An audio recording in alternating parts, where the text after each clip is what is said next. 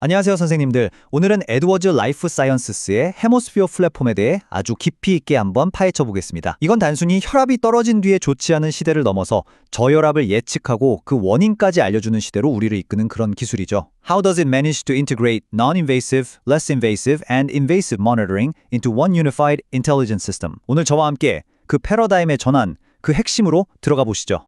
안녕하세요. 맞춤과 의사 선생님들. 오늘도 어려운 수술, 어려운 환자 마취하시느라 고생하셨습니다. Thank you for your hard work today in anesthetizing a challenging patient for a complex surgery. Grazie per il duro lavoro svolto oggi nell'anestetizzare un paziente difficile per un intervento chirurgico complesso. Gracias por su arduo trabajo hoy al anestesiar a un paciente difícil por una cirugía compleja. आज एक जटिल सर्जरी के लिए एक चुनौतीपूर्ण मरीज को बेहोश करने में आपके अथक परिश्रम के लिए धन्यवाद. 오늘 우리가 함께할 여정은 크게 네 부분으로 나눠봤습니다. 먼저 헤모스피어가 어떤 새로운 패러다임을 제시하는지 그 컨셉부터 확실히 잡고 갈 거고요. 다음으로는 실제 임상에서 어떻게 셋업하고 적용하는지 실용적인 측면을 자세히 보겠습니다. 그리고 세 번째는 이 장비의 하이라이트죠. HPI, 즉 저혈압 예측 기능에 대해 깊이 파고들 겁니다. And finally, we will dive deep into the clinical evidence that supports this groundbreaking technology. 자, 그럼 첫 번째 파트 시작하겠습니다. 헤모스피어는 왜 단순한 업그레이드가 아니라 새로운 패러다임이라고 불릴까요? 그 핵심은 바로 이거예요. 혈압이 이미 떨어진 뒤에 허둥지둥 약을 쓰는 반응적 관리에서 떨어질 것을 미리 예측하고 그 원인에 기반해서 대응하는 선제적 관리로의 전환. 그 중심에 바로 이 플랫폼이 있습니다. 헤모스피어는 그냥 새로운 모니터가 아니에요. 이건 하나의 통합된 플랫폼입니다. 키워드는 모듈화와 통합이죠. It's a truly modular advanced platform designed for proactive clinical decision making. 이게 무슨 말이냐면 환자 상태나 수술 종류에 맞춰서 필요한 기능들을 마치 레고 블록처럼 조합해서 쓸 수 있다는 거예요. 그래서 환자 혈액학 상태에 대한 아주 포괄적인 그림, a comprehensive picture를 그릴 수 있게 해주는 거죠. 기존 방식과 헤모스피어의 차이를 한번 보세요.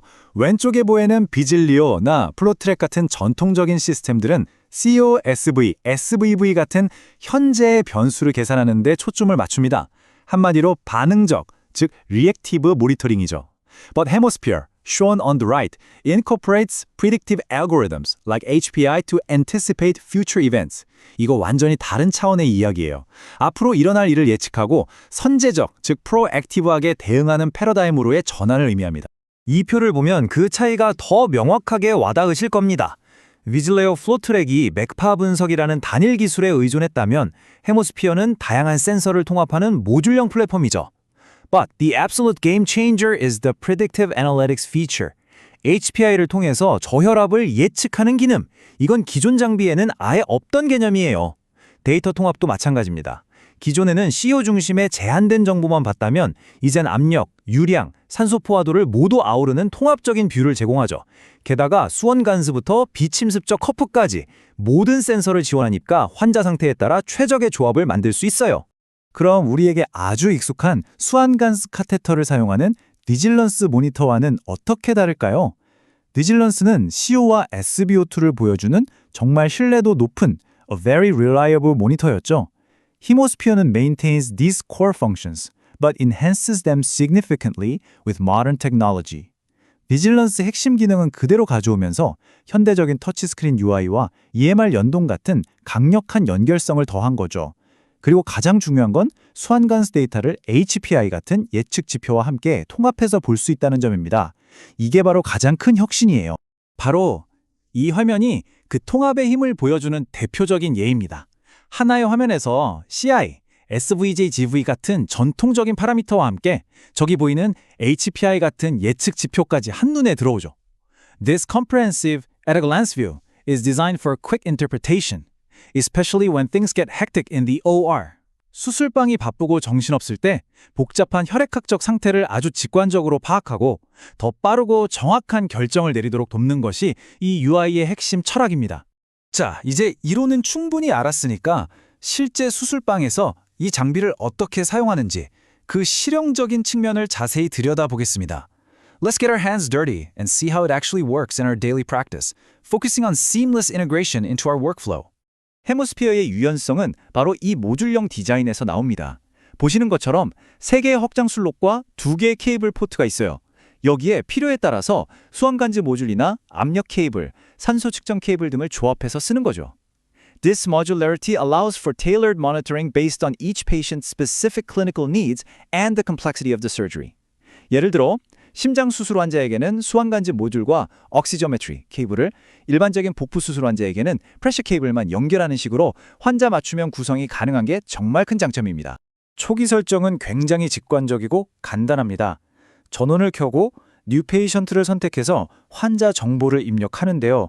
여기서 키와 몸무게 입력은 정말 중요해요. CI나 SBI처럼 체표면적으로 보정된 값들의 정확도를 위해서 이건 필수입니다. The most important choice here is selecting the right monitoring mode, non-invasive, minimally invasive, or invasive to match your setup. 이 선택에 따라서 모니터가 활성화할 알고리즘과 파라미터가 결정되기 때문에 내가 연결한 센서와 정확히 일치시키는 것이 아주 중요합니다. 아마 임상에서 가장 흔하게 사용하는 것이 바로 이 압력 케이블일 겁니다. 기존의 플로트랙이나 에큐멘 IQ 센서를 여기에 연결해서 동맥압파형을 통한 연속적인 CO와 HPI 모니터링을 할 때 사용하죠. This cable essentially acts as the bridge between our standard arterial line setup and the advanced analytics of the Hemosphere monitor. 기존에 우리가 하던 워크플로우를 거의 바꾸지 않고도 이런 고급 기능을 바로 사용할 수 있게 해주는 아주 중요한 연결고리입니다. 모든 압력 측정의 기본 중의 기본, 바로 정확한 제로잉이죠. 해머스피어는 이 과정을 훨씬 더 편리하게 만들었습니다. The most notable feature is the flexibility in how you can perform the zeroing. 여기 케이블에 달린 물리적인 제로 버튼을 직접 누를 수도 있고 아니면 모니터 화면을 터치해서 제로잉을 할 수도 있어요. 수술 필드 가까이에 있을 때나 모니터 앞에 있을 때 그 상황에 맞춰서 더 편한 방식을 선택할 수 있다는 건 우리 워크플로우에 상당한 유연성을 더해주는 아주 좋은 기능입니다. 이 두 사진이 방금 말씀드린 제로잉 옵션을 명확하게 보여주고 있죠? 왼쪽처럼 압력 케이블에 달린 물리적 버튼을 직접 누르거나 오른쪽처럼 모니터의 터치스크린 인터페이스를 통해서 할 수 있습니다. This dual option approach is a small but very thoughtful design choice that enhances usability in a dynamic clinical environment. 아시잖아요. 수술방에서 바쁘고 정신없을 때 이런 사소한 편의성이 정말 큰 차이를 만든다는 걸요. SVO2 측정이 필요할 때는 이 산소 측정 케이블을 사용합니다.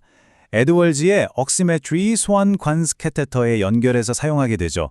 It's critical to remember that this oximetry cable requires calibration, either in vitro or in vivo, before each use to ensure the accuracy of the SVO2 values.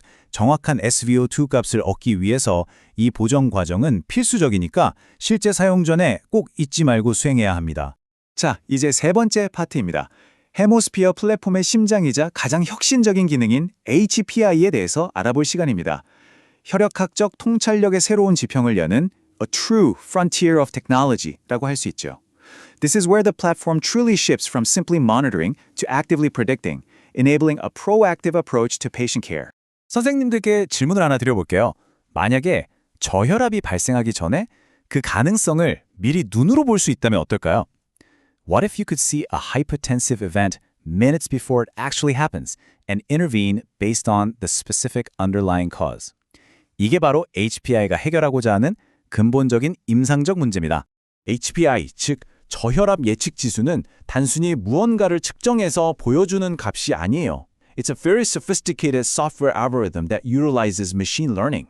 수백만 개의 동맥압파형 빅데이터를 학습한 이 알고리즘은요, 우리 눈에는 보이지 않는 20가지 이상의 미세한 파형 변화와 그 복잡한 패턴을 실시간으로 분석합니다. 그리고 그 분석을 바탕으로 앞으로 수분 내에 MAP가 65 mmHg 미만으로 떨어질 가능성을 0에서 100까지의 숫자로 알려주는 아주 강력한 예측 도구인 거죠.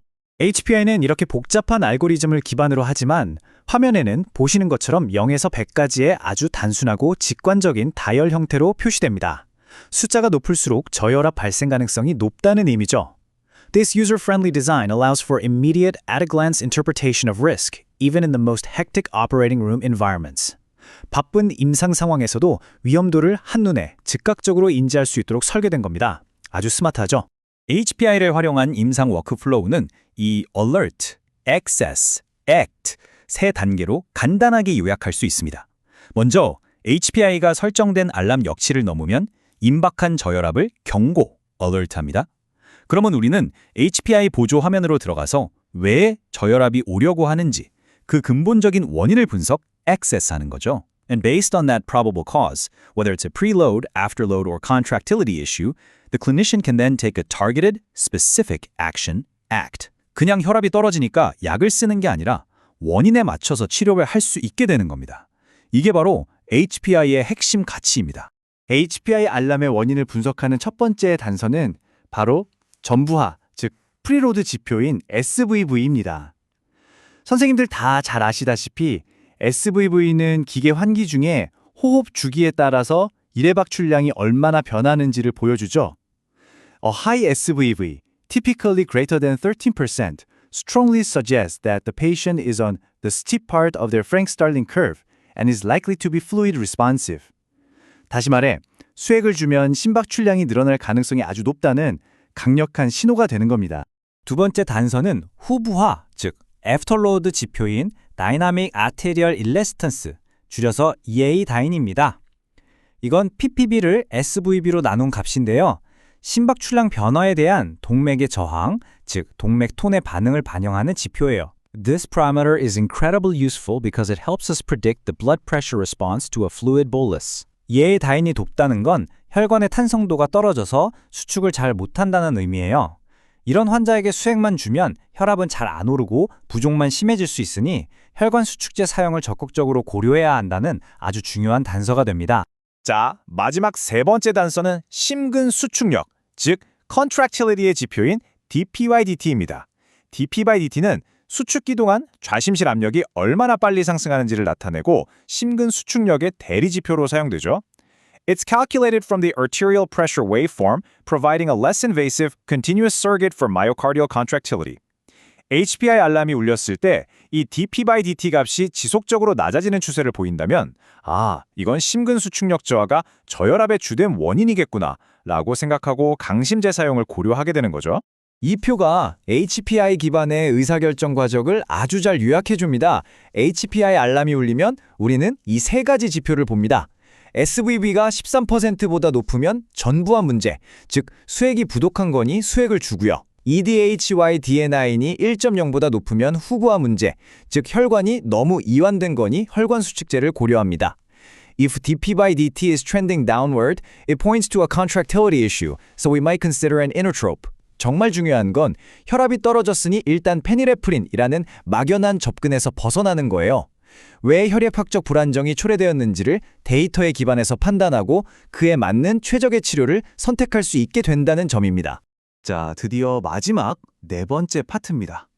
아무리 기술이 혁신적이라도 임상적인 근거, 즉 에비던스가 없다면 의미가 없겠죠.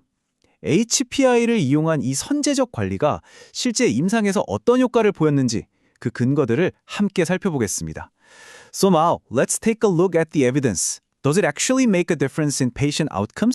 HPI의 임상적 효과를 입증한 여러 연구들이 있지만 오늘은 서로 다른 두 가지 임상 환경, 아주 위험한 대수술과 산과 마취에서 그 유효성을 검증한 대표적인 연구 두 편을 집중적으로 리뷰해 보겠습니다.